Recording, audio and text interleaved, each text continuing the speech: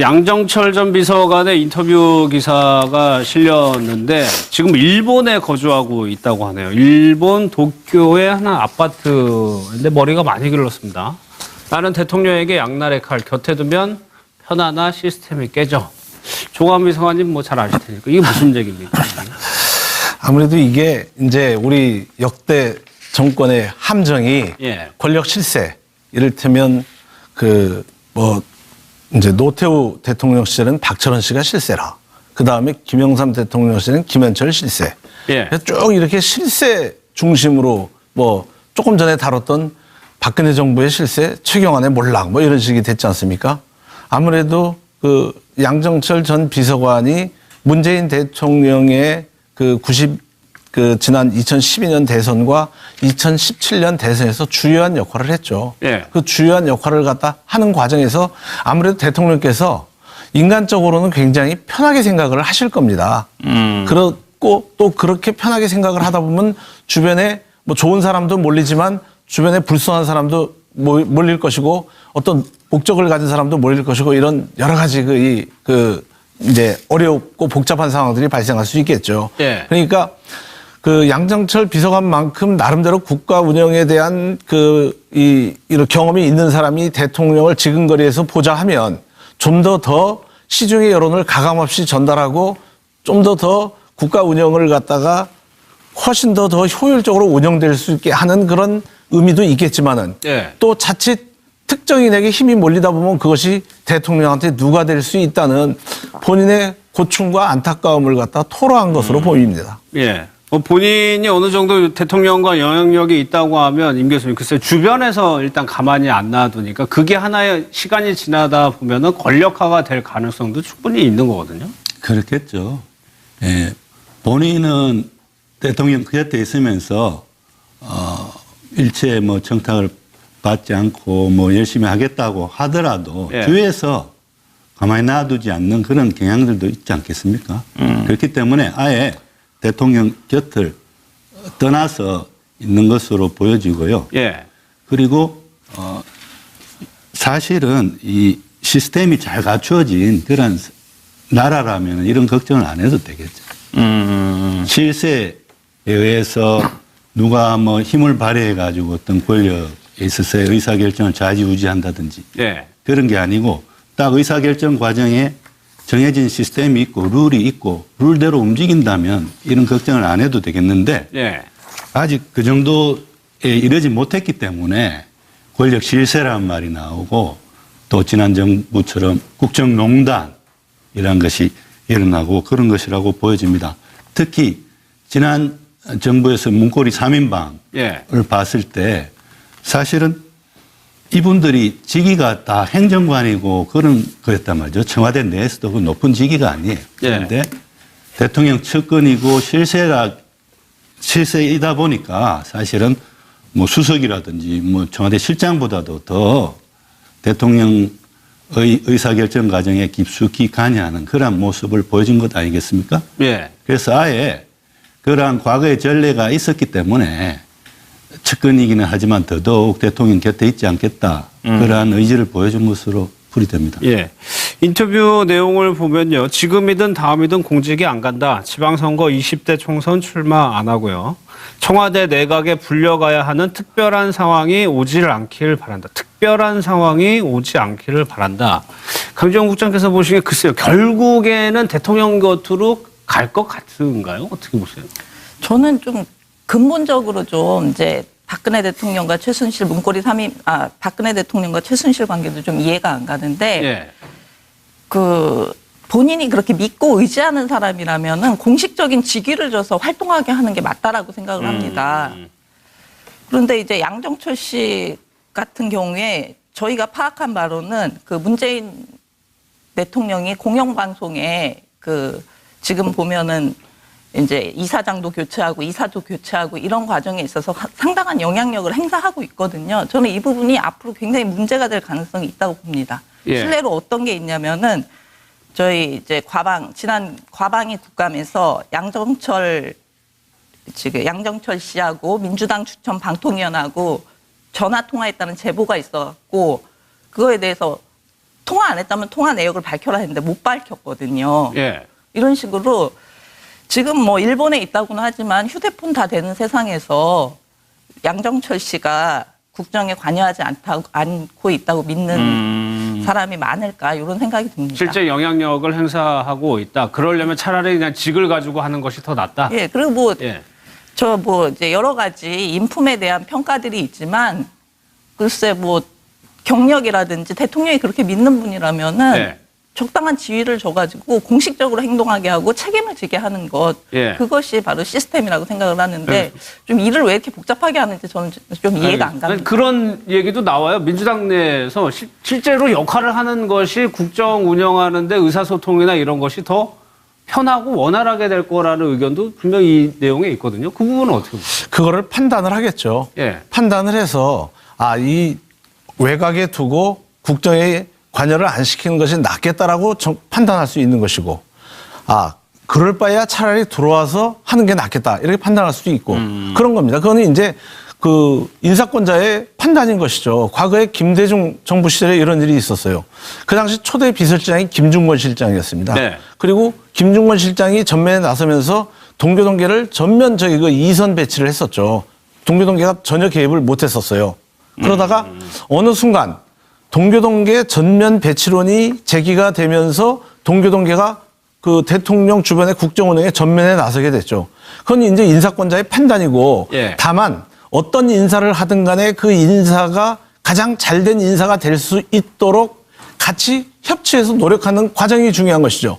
어느 게 잘 됐다, 어느 게 못 됐다, 이것이 낫다, 못하다 이렇게 판단할 수 없어요. 다만 우리가 결정을 하고 난 이후에 그 결정이 좋은 결정이고 옳은 결정이 될 수 있도록 노력하는 게 중요한 것이고 그것이 능력이라고 봅니다. 예. 그런데 이 양정철 비서관이 이렇게 국가 운영에 참여하는 것보다는 지금 현재 상태에서는 국가 운영에서는 일정 부분 거리를 두고 있는 게 낫다라고 판단을 했다면 그것이 인사권자의 판단인 것이고 인사권자의 이 결정인 것이죠. 예. 결국에는 지금도 문재인 대통령이 그렇게 판단하고 결정을 내린 상황인 거네요. 그러면. 그렇다고 봐야겠죠. 예. 그렇기 때문에 양정철 비서관은 당선 캠페인 과정에서는 공도 많고 노력도 많이 했지만 예. 이 국가 운영이라는 측면에 있어서는 다른 부담과 다른 문제점이 혹시 있을지도 모른다는 우려에 의해서 그 본인의 이를테면 본인이 희망한 것도 있고 해서 아마 그렇게 되지 않았을까 싶습니다. 예. 한겨레 신문이 아주 두 면에 걸쳐가지고 굉장히 길게 실었는데 여기 내용 보면 박준 변호사 이 내용 보면 임종석 실장과의 이제 갈등설이 뭐 또 있었나 봐요. 그 부분에 대해서도 설명을 했는데 허구다. 그렇죠. 사실 말이 제일 많죠. 예. 우리 양정철 전 비서관이 왜 안 나오느냐. 또 저렇게 열심히 했고 대통령이 아끼는 사람인데 결국은 이 좀 나쁘게 말하면 토사구팽 정도. 근데 사실은 이 시중의 여론이 더 문제 같아요. 예. 임종석 전 실장하고 두 사람이 갈등이 있고 권력 다툼을 하는 게 아니냐. 그래서 임종석 실장이 못 오게 막고 있는 게 이런 얘기를 하는데 사실은 다 이건 소문, 뜬 소문이 아닌가. 본인도 지금 밝히고 있는 것처럼 예.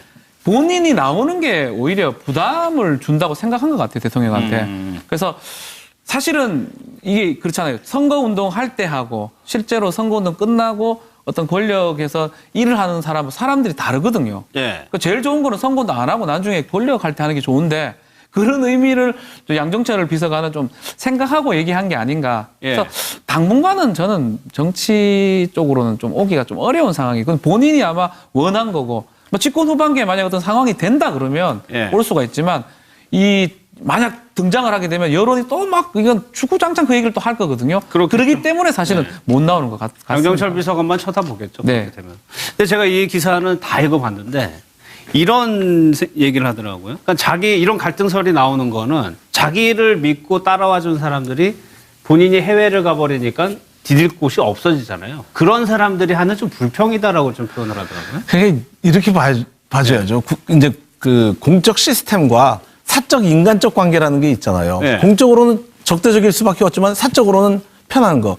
옛날에 민주당의 우윤근 원내대표가 이완구 총리가 총리 인준 받으니까 서로 부둥켜 안고 이 사적 인간관계에서는 그런 것들이 있잖아요. 그건 인간의 감성의 문제니까. 그런데 이 문재인 대통령 그 캠프에 양정철 전 비서관이 부실장을 했어요. 네. 그리고 임종석 실장은 좀 다른 쪽에 계시다가 그 선거 캠페인 과정에서 합류를 했고 예. 그러면 지금 현재 문재인 대통령 주변에 있는 청와대에 근무하는 또 많은 사람들이 양정철 비서관과 직접적이나 간접적으로 여러 가지 그동안 인간관계가 있었을 거 아니겠어요. 그렇겠죠. 뭐 짜장면도 먹을 수 있고 짬뽕도 먹을 수 있고 이렇게 지내왔기 때문에 그 사적 채널로서는 형 동생 관계일 수 있는 것이고 그러나 공적인 관계에서 일단 대통령이 되셨기 때문에 역대 정권의 여러 가지 이 문제점도 있었고 또 어떤 시행착오를 반복하지 않기 위해서 본인 스스로 내가 들어가는 것보다는 내가 안 들어가서 이렇게 그 국가 운영에 부담을 주지 않아야 되겠다 예. 하는 것도 일종의 아름다운 미덕이 될 수 있습니다. 알겠습니다. 될 가능성도 충분히 있는 거거든요. 그렇겠죠. 예. 본인은 대통령 그 곁에 있으면서 일체 뭐 청탁을 받지 않고 뭐 열심히 하겠다고 하더라도 예. 주위에서 가만히 놔두지 않는 그런 경향들도 있지 않겠습니까? 그렇기 때문에 아예 대통령 곁을 떠나서 있는 것으로 보여지고요. 예. 그리고 사실은 이 시스템이 잘 갖추어진 그런 나라라면 이런 걱정을 안 해도 되겠죠. 실세에 의해서 누가 뭐 힘을 발휘해 가지고 어떤 권력에 있어서의 의사결정을 좌지우지한다든지 예. 그런 게 아니고 딱 의사결정 과정에 정해진 시스템이 있고 룰이 있고 룰대로 움직인다면 이런 걱정을 안 해도 되겠는데 예. 아직 그 정도에 이르지 못했기 때문에 권력 실세라는 말이 나오고 또 지난 정부처럼 국정농 양정철 전 비서관의 인터뷰 기사가 실렸는데 지금 일본에 거주하고 있다고 하네요. 일본 도쿄의 한 아파트인데 머리가 많이 길렀습니다. 나는 대통령에게 양날의 칼 곁에 두면 편안한 시스템이 깨져. 조광 비서관님 뭐 잘 아실 테니까 이게 무슨 얘기입니까? 아무래도 이게 이제 우리 역대 정권의 함정이 예. 권력 실세 이를테면 이제 노태우 대통령 시절은 박철원 씨가 실세라. 그 다음에 김영삼 대통령 시절은 김현철 실세.